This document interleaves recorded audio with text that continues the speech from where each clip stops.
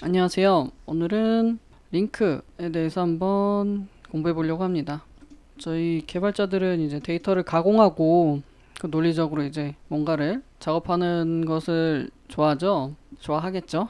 하지만 이제 이런 데이터를 가공하기 전에 필요한 데이터를 분류하고 찾아내는 것도 중요한데 일관된 방법으로 다루기 위해서 탄생한 문법이 바로 이 링크라는 문법이에요. 그래서 랭귀지 인터그레이티드 쿼리의 약자로 C# 언어에 통합된 질의 기능을 말하고 있습니다. 요 쿼리, 요 질의 요거는 혹시 DB를 써보셨다면 약간은 익숙하실 개념일 텐데 만약에 그런 DB 쪽 쿼리 모르시더라도 학습에는 크게 문제 없습니다. 그럼 이번 시간에는 요 링크에 대해서 배워볼 건데 그에 앞서서 일단은 선행 지식이 좀 필요해서 그런 거부터 한번 공부를 하고 그 다음에 링크까지 넘어가 보도록 해보겠습니다. 그러면 우선은 바라는 요 키워드 요 예약어가 있어요. 얘는 C# 3.0 버전부터 이 타입 추론 기능이 추가되면서 메서드의 지역 변수 선언을 타입에 관계없이 파 예약어로 쓸 수가 있습니다. 이게 무슨 말이냐? 뭐 크게 어려운 말은 아니에요. 요 코드 한번 보시죠. 지금 보면 위에 건 인티저 형식이고 그 밑에 건 바로 해놨어요. 그리고 한번 로그를 찍어 볼게요. 요 로그를 찍어 보면 이런 식으로 둘이 똑같은 걸 알 수가 있어요. system.integer 32 그쵸. 얘도 인티저 타입이고 얘도 지금 보시면 인티저라고 돼 있죠. 그래서 요 바 예약어는 그냥 컴파일러에 의해서 실제 타입으로 단순히 치환되는 그렇게 바뀌는 그런 것일 뿐이에요. 그래서 타입 추론을 컴파일러가 해주는 거예요. 지금 이 변수의 앞에다가 바를 쓰면 이 변수가 우리가 이런 식으로 타입을 정해주지 않아도 자동으로 컴파일러가 얘는 뭐겠구나 라고 추정을 해서 해주는 그런 예약어입니다. 예시를 한번 더 보죠. 이 코드를 한번 보죠. 뭐 크게 어렵지는 않아요. 리스트를 만들어 놓고 이런 식으로 리스트에다가 초기화를 해줬어요. 키값이 스트링이고 인티저형 리스트를 밸류 값으로 하는 딕셔너리를 만들어 놓고요.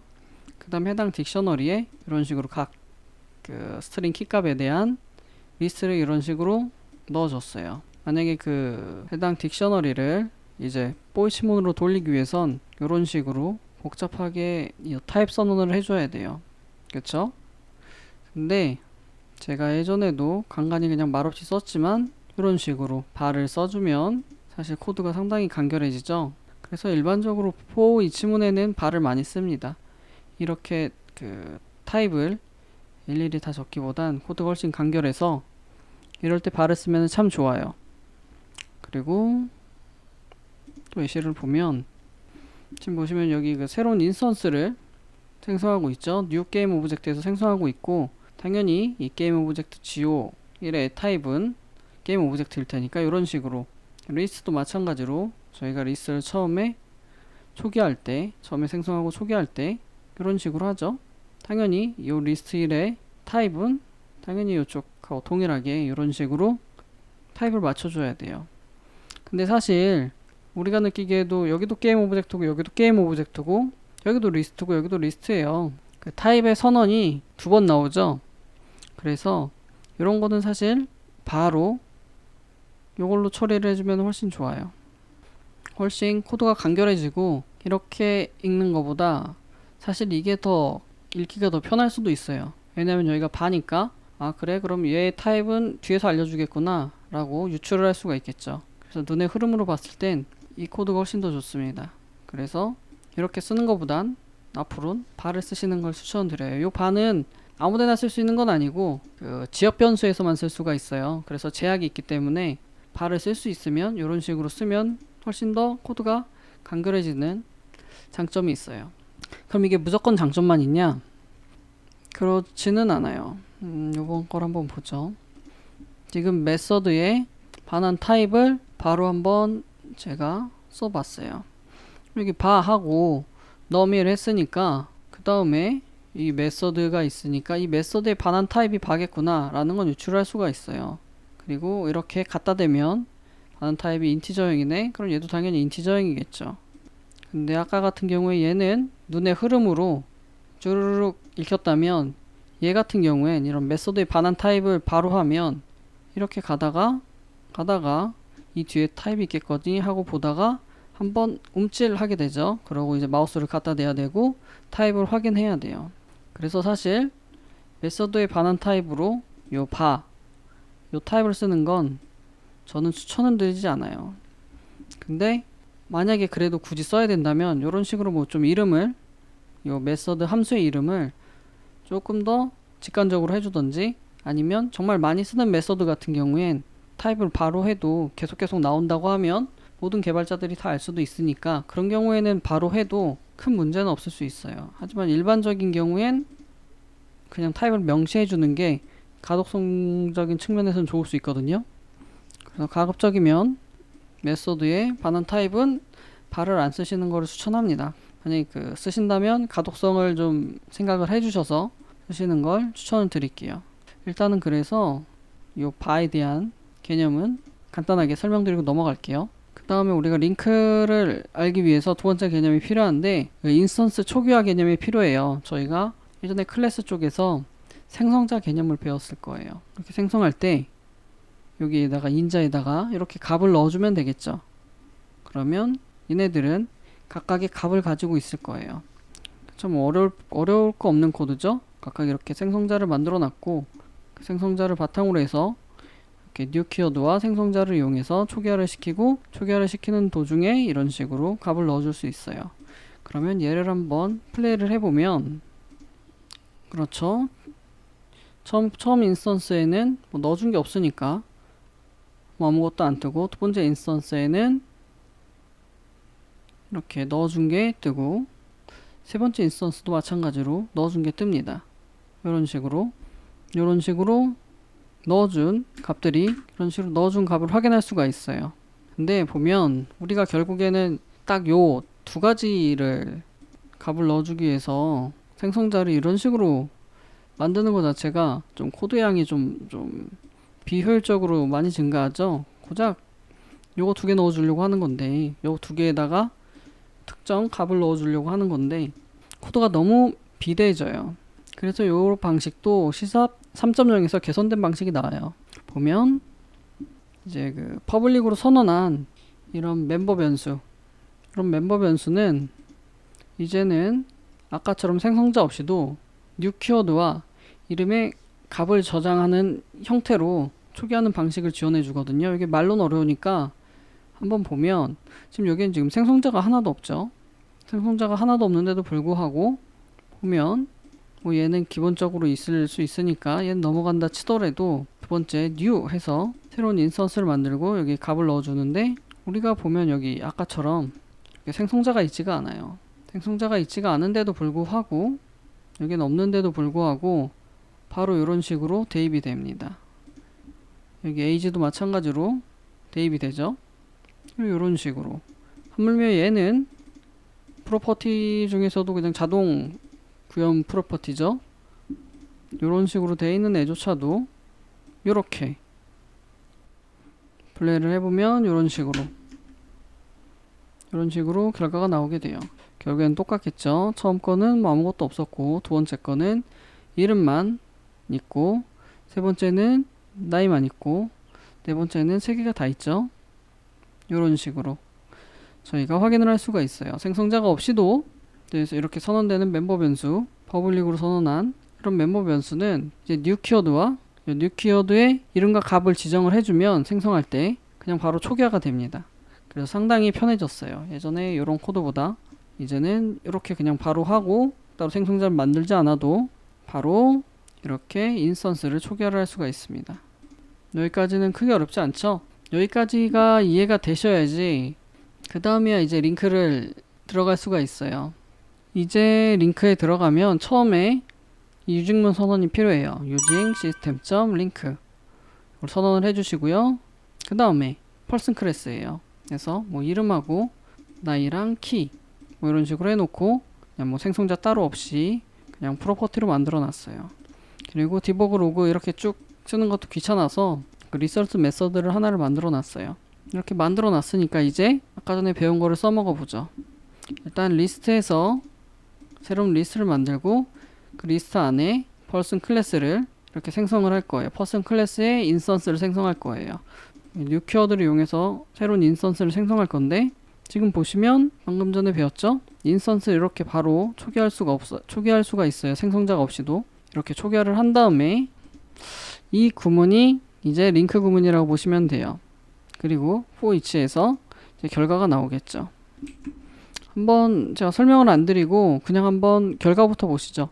결과를 보시면 톰 20, 190, 제시 25, 167, 한 42, 175.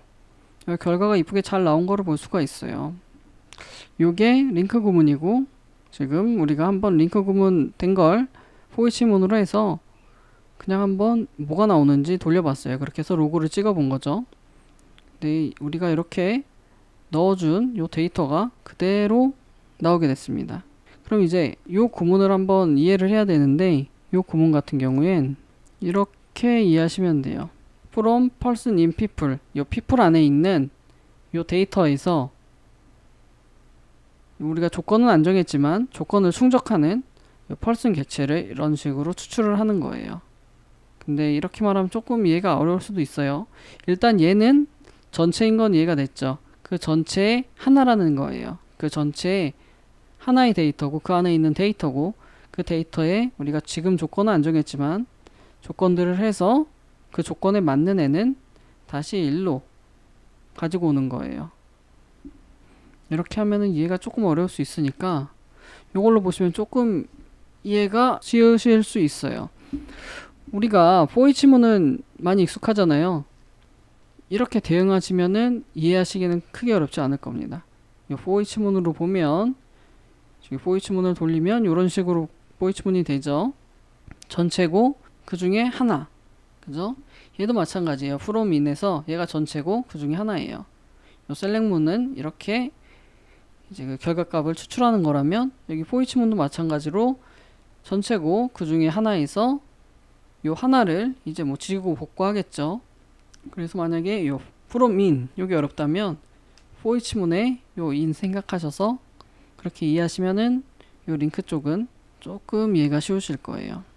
그럼 이제 사실 요 링크 구문을 들어가기에 앞서서 조금 더 공부를 해야 될 게 있어요.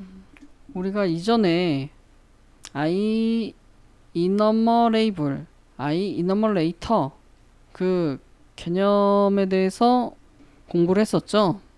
기억이 나실지 모르겠는데 기억 안 나시는 분들은 그 이전 동영상을 참고해 주세요. 전 안다고 가정을 하고 진행을 해야 되기 때문에 그래도 설명을 하자면 이 for each 문에 이 for each 반복문의 대상이 되려면 대상이 반드시 I enumerable 요 객체여야 돼요. 근데 요 메서드는 결국에는 뭐 반환을 해서 I enumerable 요거를 반환을 해주니까 이 대상이 될 수가 있는 거예요. 그리고 예전에는 제가 요 제너릭 타입을 설명 안 드렸는데 요건 있건 없건 상관은 없어요.